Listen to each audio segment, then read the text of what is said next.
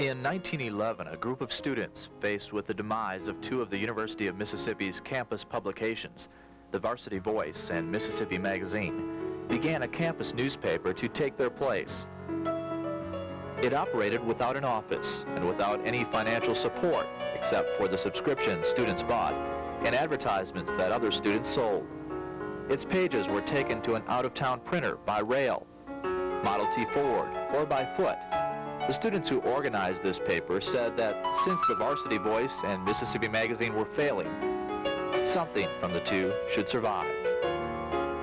The newspaper did survive through world wars, a Great Depression, segregation, and integration, through the terms of chancellors and of governors, the angry voices of state legislators and student senators.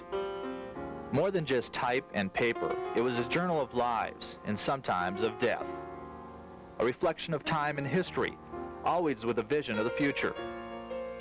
The men and women who put their names under its headlines by its title found their futures among national newspapers and magazines, in the great universities and colleges in the nation, in the seats of government, and the courts of law. They scattered throughout the country, yet perhaps none of them will ever be able to leave the memory of their days with the type and the newsprint, the fragile enterprise the students of 1911 began, the Mississippian.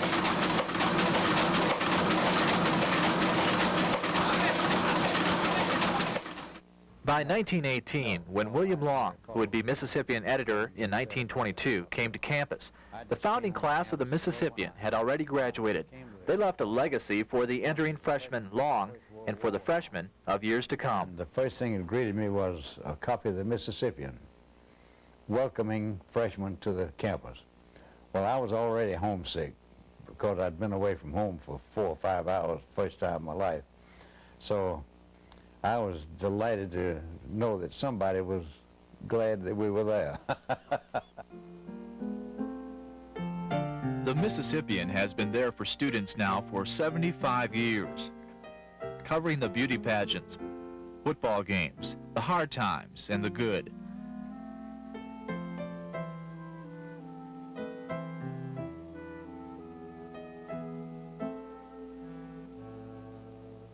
As it chronicled life on the campus of the University of Mississippi.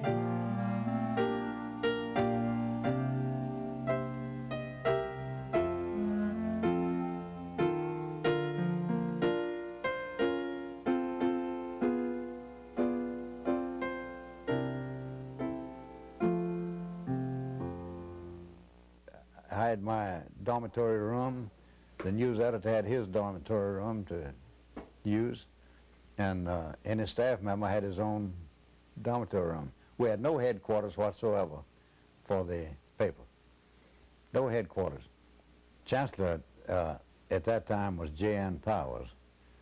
And so I got the bright idea one day of writing an editorial against the abuse of the pardoning power of the governor of the state of Mississippi. And I didn't know where I was treading. So I wrote the editorial, and 3 days later, the chancellor called me up to his office. He said, "Boy, look what you've done." He said, "Here we've got senior law students and as many members of the faculty as we can possibly send to lobby with the legislature for a $500,000 appropriation." Think of that, a $500,000. That was it then. And he said, "Now here you come along with that editorial against the governor's pardoning power." He said, "I just want you to know he has written me a letter demanding an apology." And he said, "If you don't mind, I want to get you to comply with his request because we've got to have that appropriation and he can stop it." I said, "I'll apologize to anybody, Chancellor. I don't care." I said, "But I'd rather not do it through the column of the paper." And so I wrote the governor a letter of apology, but not editorial-wise. And so the $500,000 appropriation went through. I didn't dream that anybody in Jackson would read the paper, but they did. It gave us a greatly inflated sense of our own importance, that people in Jackson paid so much attention to what we were saying. There was a censure resolution about the editor of the year that I had the paper. We were occasionally called over to the Lyceum, and well, they never would say, don't print this, but it would be, now Jim, we're not telling you what you should say, we're not telling you what to write, but we think you ought to know what people are saying in Jackson. And it was very subtly done, and they were walking a tightrope. In the intervening years between William Long and Jimmy Robertson, there had been many such talks between editor and chancellor. It was part of being a college paper. We had a very wonderful gentleman by the name of A.B. Butts, who was chancellor that year. And he really made you feel like a worm crawling under a carpet sometimes. He had that ability. And when he called me on the phone and he said, Mr. Russell, everybody was Mr. and Miss in those days. This is the Chancellor. He said, I need to see you right away. And he talked something like that. I don't do it with the crispness that he did. So I immediately bounded over to the Chancellor's office knowing exactly what it was. I had written an editorial about the competence of one faculty member, or lack of it. And I think this was the purpose of the Chancellor's call to me, and he ate me out. No question about it. But I remained at the university, and I was not denied the privilege of editing further issues of the paper. The Mississippian was never far from controversy, but the paper through all its years has shown a tremendous concern for the university as an institution, and often took up its causes. MacDonald Horne, a longtime economist with the National Cotton Council, took up one of the most serious. Governor Bilbo had just gotten control of the Board of Trustees. In those days, it didn't happen automatically. At the time the governor came in, it took him a little while to get control. I forget the mechanics. But he had just gotten control, and it was known that he planned to put his selections onto the faculty, replacing a number of the really fine men that we had there. This word got about pretty freely, and of course in the paper we took a very strong stand against it, replacing any of these faculty people. We had some fine men.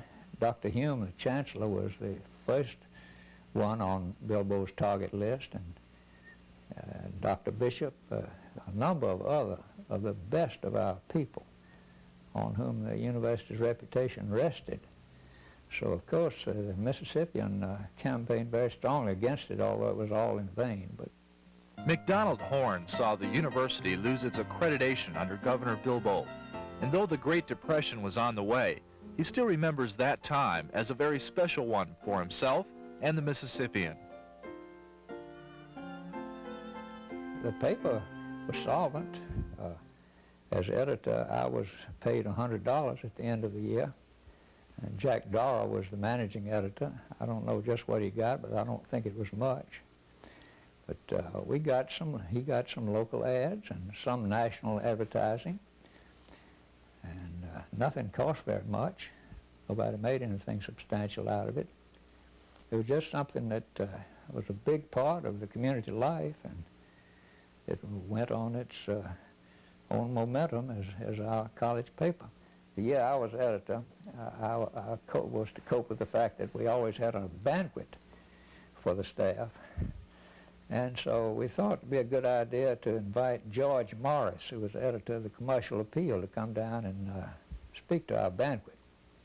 Well, I went to Memphis and got to see Mr. Morris and invited him, and his reaction was rather startling. He said, no, I can't do that, but I'll tell you what, I'll invite your whole staff to come up here and be my guest. And of course I had sense enough to accept that, and we had a great time, a memorable occasion. We rented a certain number of automobiles and brought the whole staff. I don't think anybody failed to come. Something like that was a lot more appealing in my day than it perhaps is today. It was a big event. And he had us to the Peabody for dinner and then took us to the movies. That was a big evening. And we all stayed at the hotel and drove back the next day. And during his speech, he made an allusion to the fact that we had a lot of beautiful girls on our society staff. In fact, I think we added about 7 or 8 just for this occasion, you know. Jack Ewing was another editor who saw the paper through the Depression. Well, of course, we got no money from the university. The money that we got to put out the paper, we got from advertising. And it was a big problem to get enough every week to have it published. Seems that it took about $300 a week. I'm sure it takes a lot more than that now, but we managed to stay in business. A lot of people were there just like I was, just by the skin of their teeth. Jack Ewing's career with the Mississippian was exceptional in 2 ways. He put off going to law school in order to edit the paper. Then he cut his term short to take a seat in the Mississippi House of Representatives. But he found himself faced with a problem common to just about all editors, an unhappy reader. I almost got whipped while I was there by a fellow student. I won't call his name, but I was writing an editorial about something, and I used the name of his town just because the first name that occurred to me, you know. And so he thought it was intentional, and because he scared me. He's a big fellow. Perhaps Jack Ewing should have taken a cue from one of the editors of the rough world of the 1920s. 1929 editor Jack Dale was once faced with a man brandishing a .45 pistol. Dale calmly remarked that it was just like his own .45, which he pulled from out of his jacket. Mississippian editors often turn their thoughts to the world around them, their home state. In 1940, an editor named Tom Hammond ran an unprecedented edition devoted to the Magnolia State and its problems. Hammond broke new ground, taking the paper away from its more literary roots. I can pop my initials on a music. But there would be something besides the vision of an editor to push the Mississippian into more modern journalism. The effects of the U.S. entering World War II were felt in every phase of life. The Mississippian became a chronicle of a university going to war. My strongest memory of my year as editor of the Mississippian is that it was the year 1941-42. On December the 7th, the Japanese attacked Pearl Harbor, and students began, men leaving the campus in droves. My hopes of accomplishment as editor were nothing great. We wanted to present the news to the students accurately, completely. We wanted to give space for varying opinions. We wanted to just make Ole Miss a better place to live and to go to school, and felt that the newspaper had a great role to play in that. The quiet life of the university was changed. Silver's paper published the story of the first war casualty as the whole school began to mobilize from the football team even to the chancellor. President Roosevelt had urged college students to remain in college until their time to serve in the military came up. So I ran an editorial saying, FDR says this, y'all listen. But we had to cut back on the size of the paper.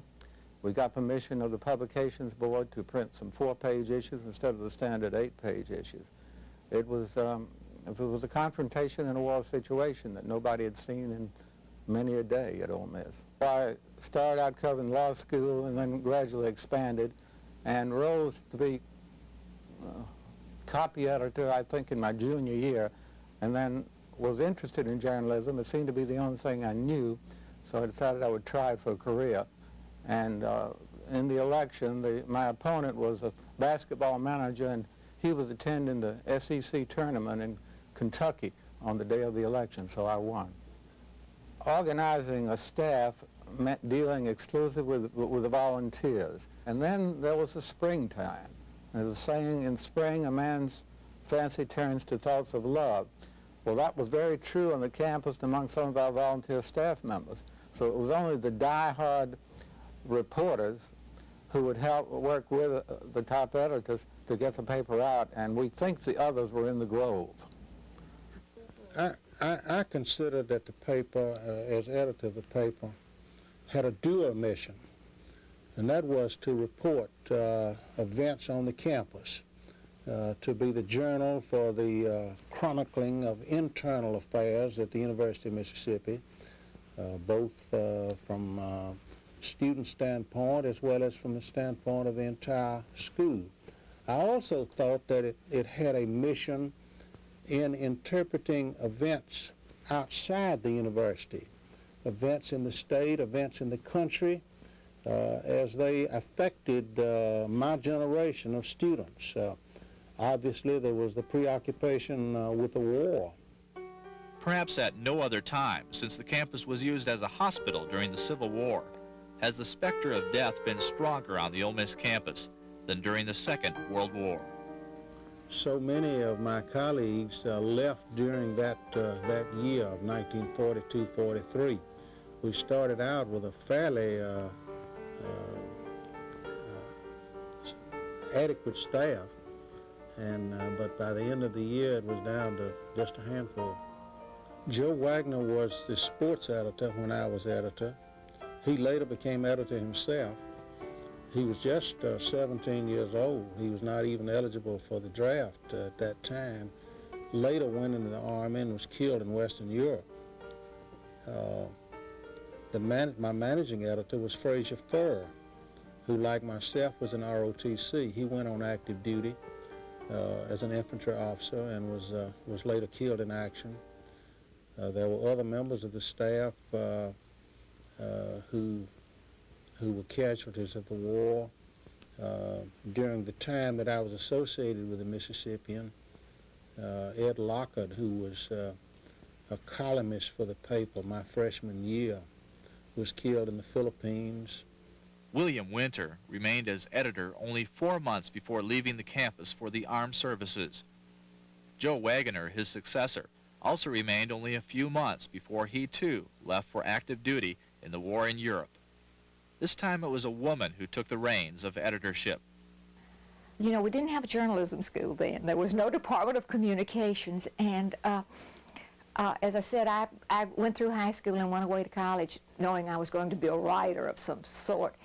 And you took English courses, and this was the prescribed course of study in those days. And I guess we just picked up such things as makeup and layout and headline writing from our predecessors, and a great deal of it from the editor at the Oxford Eagle, where it was printed. You know, we spent, seems to me, all of Thursday afternoon and most of Thursday evening getting it out, and I'm sure we learned a lot from just hands-on help by the people on that paper and those who had gone before us. There was never enough depth in the staff to do the things we wanted to do, and it seemed to me we had to work awfully hard, and it was a real deadline situation as I remember it.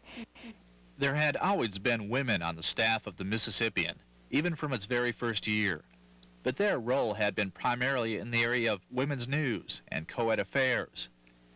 Marion Horn Northrup found herself in a different role, and during that year felt the weight of the responsibility left to her by those on the war's fronts. My most vivid memory of Joe is a very sad one, because I remember going with Dean Guest and maybe a dozen other people from Ole Miss down to Carthage to a memorial service for him right in his hometown right after he died. That was the dividing point for me between just being on the staff of the paper and just being there. And one day I thought, you know, I really do have this job and I've got to do this job. And that was why, because they weren't there. The editors of the Mississippian in the late 40s were faced with a changing world. Just as the world was making a transition between pre-war and post-war, the Mississippian was making a transition of its own. 1950 to 51 editor Albin Krebs ran headlong into the post-World War II world. Krebs, who with the New York Times newspaper for many years, found himself the object of campus controversy when he came out for the admittance of Negroes to the professional school of the university. It was 1951, and 3 years before the U.S. Supreme Court decision to end segregation in the schools of the South. Krebs saw the future, just as he saw a cross burn outside his dorm room. But the remarkable thing is that Krebs was not forced to resign, nor was the paper seriously harmed. An editor was able to take unpopular and controversial stands and remain independent. That would become a Mississippian trademark. The next years of the Mississippian were more quiet. The paper came under the editorship of a young man who would become one of Mississippi's most respected journalists, Paul Pittman. Pittman would help to shape the careers of some of the next generation of Mississippian editors. I think it was probably in my sophomore year that I started working for the paper. And shortly thereafter fell under the spell of Paul Pittman. And it was through Paul, I guess, that ultimately I became editor of the paper. But I had an interest in newspaper and writing and sports, and that's really what I started doing for the paper, was writing sports, intramural sports. Paul was a tremendous influence on me, and so I guess I start with a certain bias, but he was wonderful. The first thing he was hilarious. He was funny. Every day in the Student Union building, Paul would be there with his teaspoon as a microphone conducting interviews with students sitting around having coffee. Just impromptu, spontaneous, ad-lib interviews that were absolutely hilarious. He was a wonderfully talented person and a person of real depth. The person that really dominated the paper during those early 50s was Paul Pittman, who was a major factor in journalism in Mississippi for many, many years. He and Harry Danziger, the year that they were editor and managing editor, had a group of kids working for them that would have done anything they asked us to. They did not realize the loyalty they were building through their antics of amusing us. I was the editor the year that the Eisenhower and Stevenson faced each other for the presidency, and after a lot of internal debate with myself, wrote an editorial supporting Eisenhower, which, you know, that was sort of daring in the time in a way, because the state was just so democratic, and I didn't really know what to expect. Actually, it got fairly favorable responses, and turned out to be a non-issue, as most everything did. But that was an unusual time, and I guess in retrospect, not a very profound one. But we didn't have a lot of issues. It was a very, in a way, a very naive age. We were not much concerned with national or international issues or the environment or any of that. It was mostly fun. Larry Franks retired as editor of the paper to leave it to one of his staff members, to the first woman elected as editor without the benefit of a world war. In those days, women didn't much aspire to run for major positions on the campus. It was a man's world, pretty much strictly so. And Paul came to me and asked me to run for managing editor because he felt the editor who would be elected that year, my good friend Larry Frank, couldn't manage without me. So that's really how I got involved. And I said, I don't know how to put together a campaign. I don't know where to start. He said, don't worry, I'm going to organize your campaign. You're going to win hands down. So he was entirely responsible for my involvement. My year as Mississippian editor was a complicated year in some respects.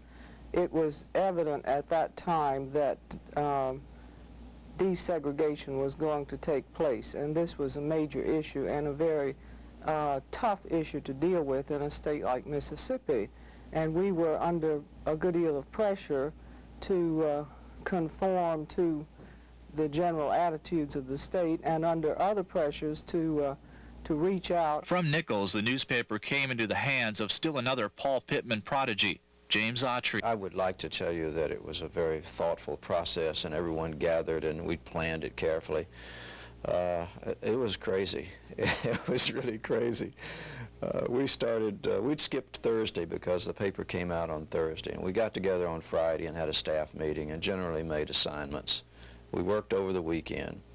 But in the midst of all this serious, quote, journalism, unquote, there was an awful lot of craziness, a lot of jumping in cars and running out to Kiami's for barbecues and running over to Sardis and back.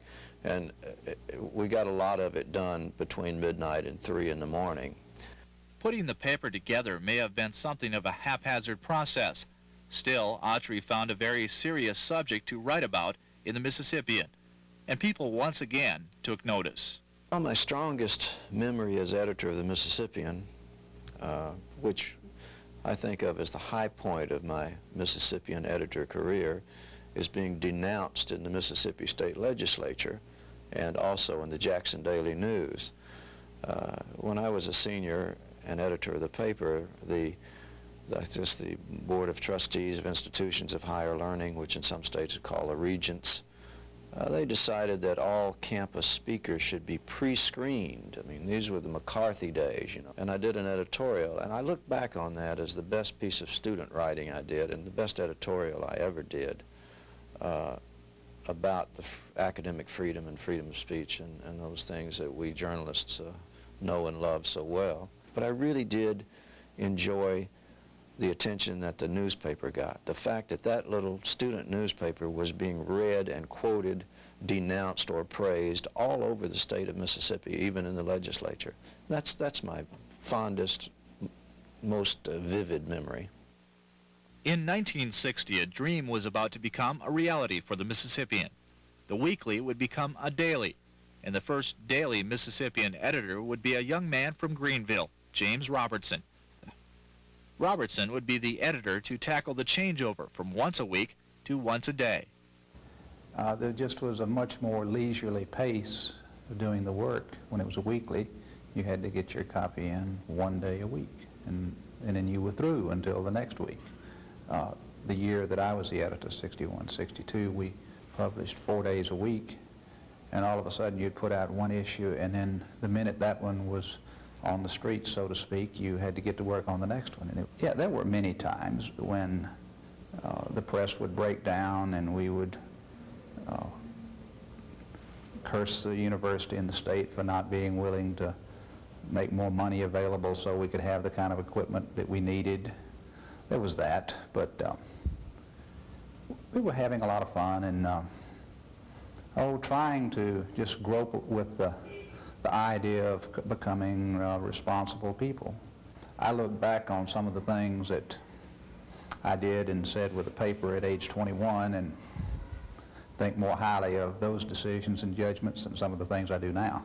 Campus did not lack for issues, either local or statewide. I remember editorializing about the sorry state of the student health services at one time, and they retaliated by once when I got sick, giving me a bunch of unnecessary shots. So, you know, there were plenty of local issues that we got in the midst of, and occasional references to the issue of the day, which was, of course, the racial issue. The paper didn't change much despite its daily status, but the university and the South did. And with that change, a Mississippian editor would have to rise to the occasion as violence and world attention would rock the campus.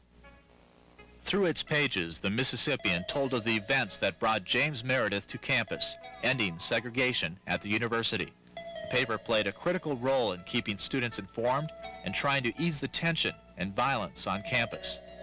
On November 20, editor Sidna Brower would write an editorial that called for tolerance. That week, there had been an attack on students who had dined with James Meredith. Brower wrote that all students had a right to be free to express their opinions. The Student Senate, after much debate, settled on reprimanding her for not upholding the university's national image. From the letters to the editor printed in the pages of the Mississippian, it's evident that Sidna Brower was not the only Mississippian calling for tolerance, but her role as editor of the paper made her a focal point for not only controversy, but leadership. That year, she would receive a Pulitzer Prize nomination. Later, it would still be others' greatest ambition to be the editor of the Mississippian. Well, being editor of the Daily Mississippian really changed my life. When I was a sophomore in high school, I took my first journalism class, and when I realized that they would pay you to do that, I said, this is great, this is eureka. And from that moment in sophomore as a high school student, my biggest, most compelling driving ambition of my life was to be editor of the Daily Mississippian. And I pursued that goal from the time I was in high school all the way to being a junior in college. Was always interested in newspapers from the time I was a child. About 5 years ago, when I worked for the university, I made a study, in effect, of the history of the Mississippian and went through many of the papers back to the 19-teens. And I think the thing that most impressed me about the newspaper is that throughout its 75 years of history, it has, I think, operated with a great deal of integrity. I think you can see that if you look back through the history of the newspaper. You can see that its primary concerns have been improving and supporting the academic process. In the intervening years, the men and women who have edited the Mississippian have felt the work of the hands and minds that went before them and left their imprints on pages of newsprint. The paper's editor remains responsible to only the students of the university, as still each year they campaign from door to door, as editors had done before them, taking on the responsibility of filling pages of blank newsprint.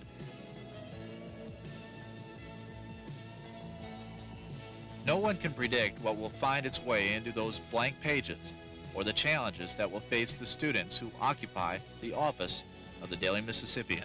I think I'd like for it to be what I guess what I call a hard-hitting newspaper. If something's going on, we're going to report it. And I want to be able to look back and realize that we didn't cover up anything, that we went out there and got it, whether it made a legislator, the chancellor, or our mothers mad.